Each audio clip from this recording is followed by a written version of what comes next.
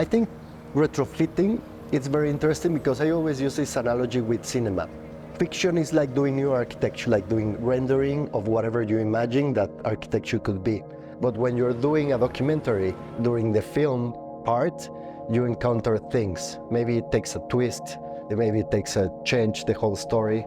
And that's the same with retrofitting, because you don't know what's in the foundation, you don't know what you can actually conserve. And I think that's fascinating.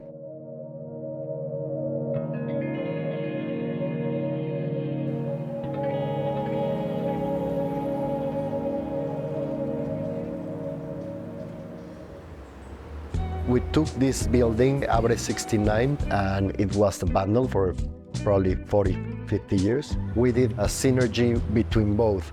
We did offices and also retail and some restaurants. So at the end, both buildings started to work as one.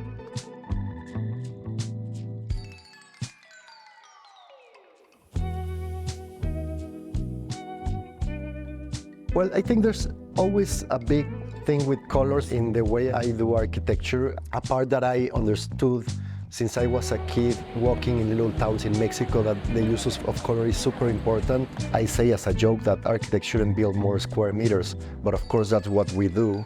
But at the same time, we don't realize that there's a lot of space that need to be retrofit, and that could be a new solution of sustainable design. I don't think that sustainable design, especially in economical conditions like Mexico or Latin America or emerging economies, is building super sophisticated high-end materials to be sustainable.